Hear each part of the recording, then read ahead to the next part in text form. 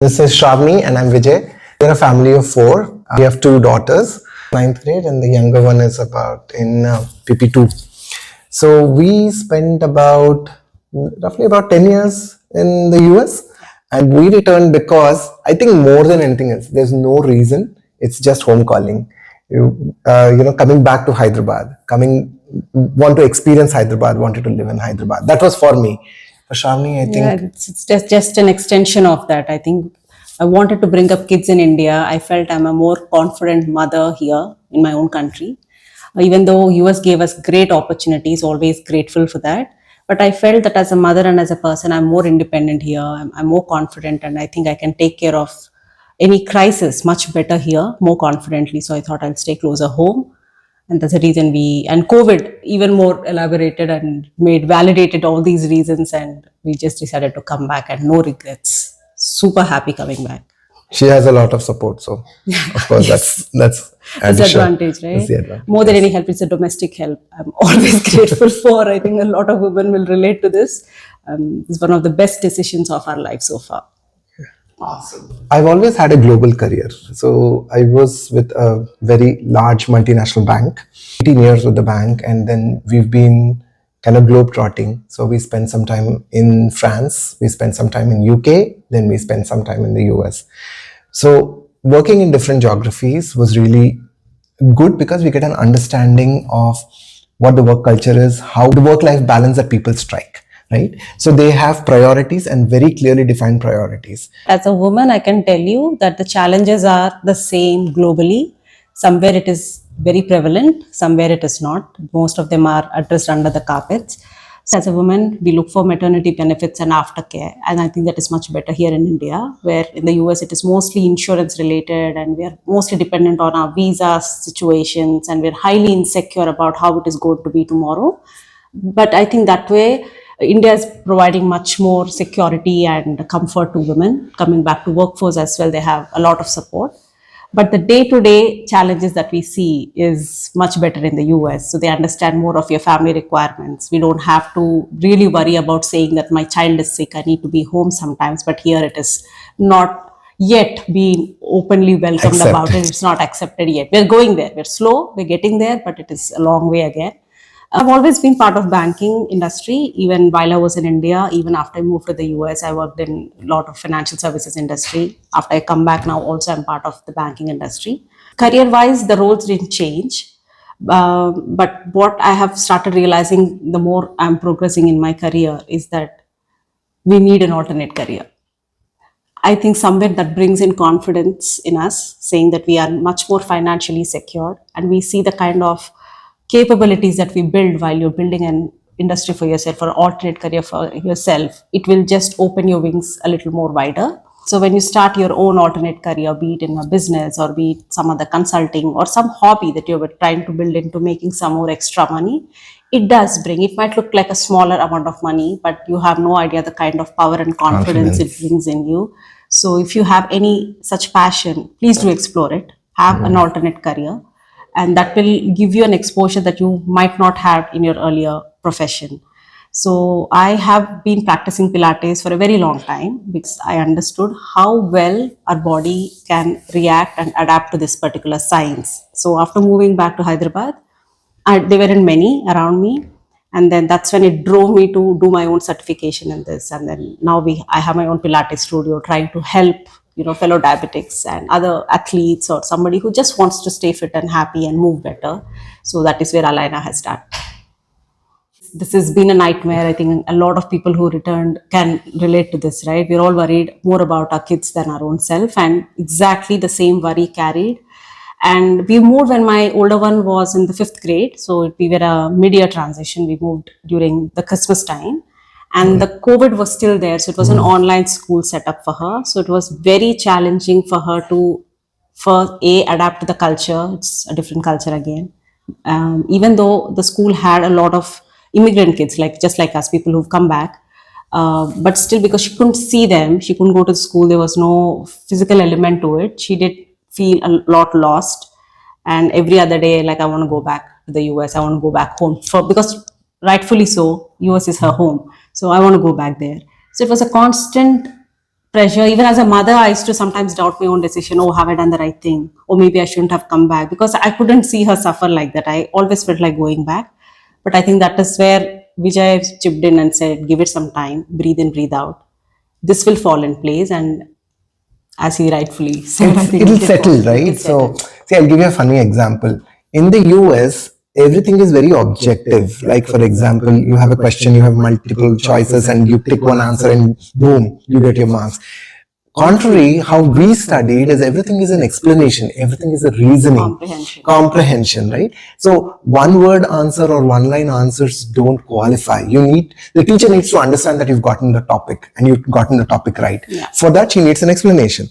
And in the US, that's not the system of education, or that's not how they're taught. Yeah. So I think that is where the transition challenges were. And outside that, like, our daughter keeps saying, hey, can you say, she was asked to say certain words, to roll her R's, to Accent. how accent was funny and all of that. So, but I think those challenges today, when we look back, we are glad we did it. We did it. Right? Initially, it was overwhelming for us too, because we were trying to settle at work. She was trying to settle at her place of work. Yeah. Kids were trying to settle at school. We were trying to settle to the environment, COVID, weather. I mean, multitude of changes, right? But one thing that is constant is it's a phase, it's going to pass. And it will be good at the end. Yes. I think that confidence we should always have. Yeah, it will take 2 years. This is what I've experienced, that it takes 2 years for all of us to settle down, even for the kids to understand what is going on. And I think the one great thing that can happen to our kids is that they will develop a thick skin. I think that is what I felt was missing in the US. They're somewhere very sensitive, and even the schools kind of encourage that. So they're very gentle, and the gentle parenting and gentle community around you. They're very sensitive to their emotions. But in India, we don't care. You just accept it and move on. But that is, trust me guys, is a blessing that we can give, because we are going to leave these kids in this world, and that they need to develop that thick skin to adapt and accept and move on. So this is the best kind of exposure you can give them. I think criticism and the social media trolling, they will be immune to it. So the kind of conditioning that they are going to get in India, they're going to be super duper street smart. And the word they call jugadu, these are the skills that you will never be able to teach them in school. They will learn it here in this India. So if you are coming back, you're going to definitely, yes, first-hand experience. I have a very, very kind and sensitive daughter I got in India, but today I don't recognize her. So she can take care of herself. She's able to stand up for herself against bullies and any difficult situations.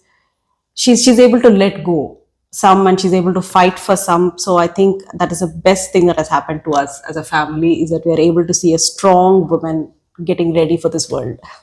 Finances, I mean, there is no mantra for finances. I think everybody has a certain way they will plan their finances, right?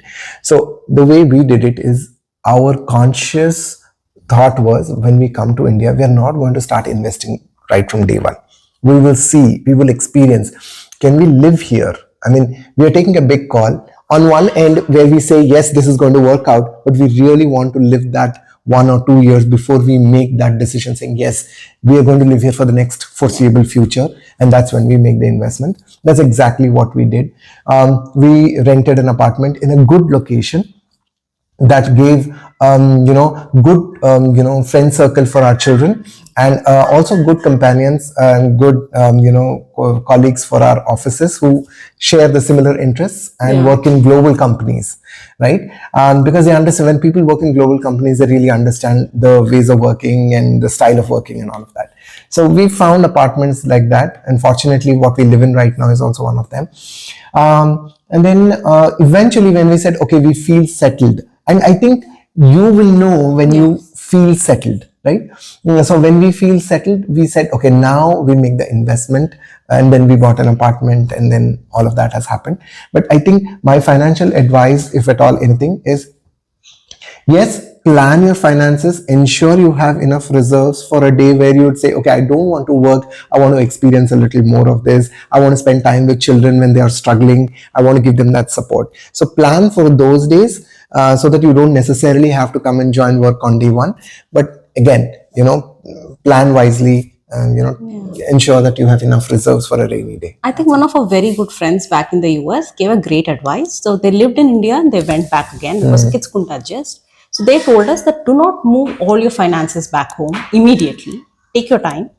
See if you're able to settle down, and not everybody can or cannot. It's very subjective. So, but do not make drastic decisions anywhere, Correct. be it finances, be it career wise, be it family wise. Do not take big steps in the beginning. Take it small.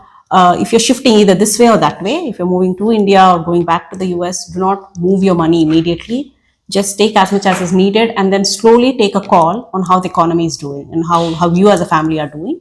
And then slowly, gradually make those financial changes, but do not change everything because the culture change itself is too much to handle and the finances can wait. So take a very slow steps when it comes to financial shifting. It's going to take some time. Yeah. Yeah, and this is not what we have done, but this is a learning, like she said, from many people who kind of came into India, moved to India, and then moved back to the US after a few years. Yes. So conversations with them to say what worked, what did not work, and the times have changed actually. What worked for them, even though that is not very far into the future, may not work very far into the past, may not work for us too. So basically take that baby steps, ensure you are settled and as slow steps as you can. In very layman language, don't move all your dollars. Take your time because economy is very, very moody right now. So be very careful when you're moving everything. Take baby steps. Yeah. It is a great decision. Do not regret. Not everybody's bad experiences are applicable to us. That is very situational and subjective. You're coming back home. What bad can happen? You know it all. You've been there, done that. It is just a matter of settling in again. We have done this once. We can do it again.